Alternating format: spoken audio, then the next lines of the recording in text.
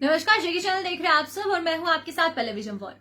जम्मू कश्मीर में agriculture land को non agriculture activities में यूज करने के लिए यानी कि उसका इस्तेमाल करने के लिए जो प्रोसीजर है उसको शुरू कर दिया गया है और इसके लिए फॉर्म्स बकायदा निकालना शुरू कर दिए गए हैं। पूरी जानकारी देने से पहले हम पिछले कुछ दिनों पहले जो ऑर्डर जारी किया गया था लैंड्स को लेकर, जमीनों को लेकर, उसके बारे में मैं आपको ब्रीफ कर दूं कि ये कहा गया था कि जो एग्रीकल्चरल लैंड है उसको अब आप नॉन एग्रीकल्चरल चीजों के लिए यूज कर सकते हैं, लेकिन कुछ रिस्ट्रिक्शंस उस पर रखी गई थी। रिस्ट्रिक्शंस ये रखी गई थी कि पहली जो थी वो ये थी कि जो आपकी लैंड का मार्केट वैल्यू रहेगा उसका 1/4 आपको गवर्नमेंट को एज अ टैक्स पे करना होगा।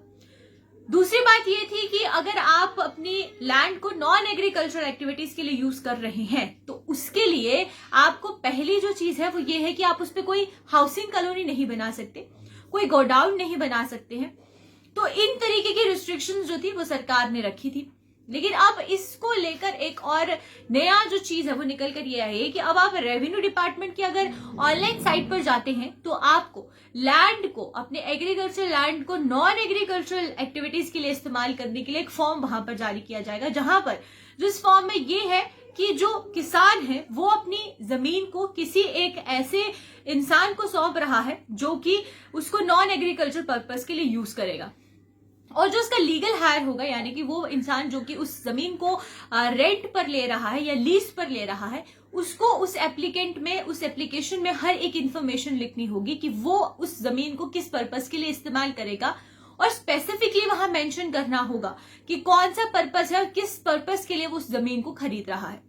क्योंकि अगर सरकार ने उसके बाद जाकर उस पूरी जमीन के ऊपर कार्यवाही की और अगर उस पर किसी भी तरीके की बाद में क्रॉस चेकिंग की जाती है और ये पाया जाता है कि एप्लीकेंट ने एप्लीकेशन फाइल करते टाइम जो पर्पस बताया था वो पर्पस नहीं है, तो उस पर, उस एप्लीकेशन पर, और जो एप्लीकेंट है जिसने कि वो फाइल की है एप्लीकेशन, उस पर आगे जाकर कार्यवाही हो सकती है।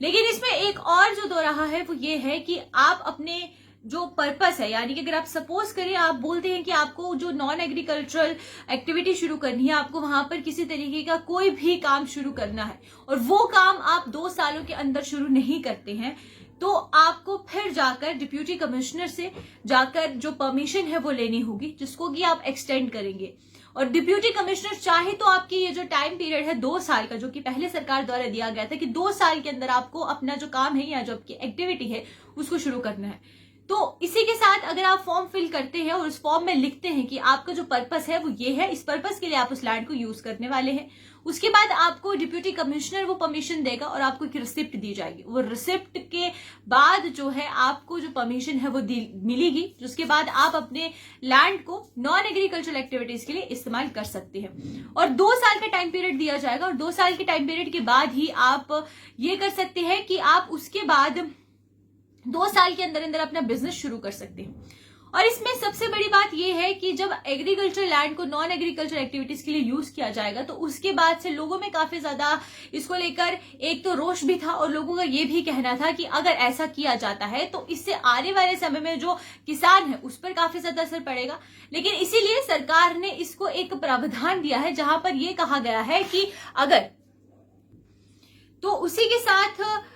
लैंड्स पर जो है वो पूरे तरीके से किसानों का ही हक रहेगा और किसानों की मर्जी से, यानी कि जो किसान है जिसकी एग्रीकल्चर लैंड है उसकी मर्जी रहेगी कि वो अपनी कितनी जमीन, और सबसे बड़ी बात यहां पर यह है कि सिर्फ 80 एकड़ तक की जमीन को ही आप जो है आगे नॉन एग्रीकल्चर एक्टिविटीज के लिए दे सकते हैं, उससे ज्यादा की जमीन को आप नहीं दे सकते हैं।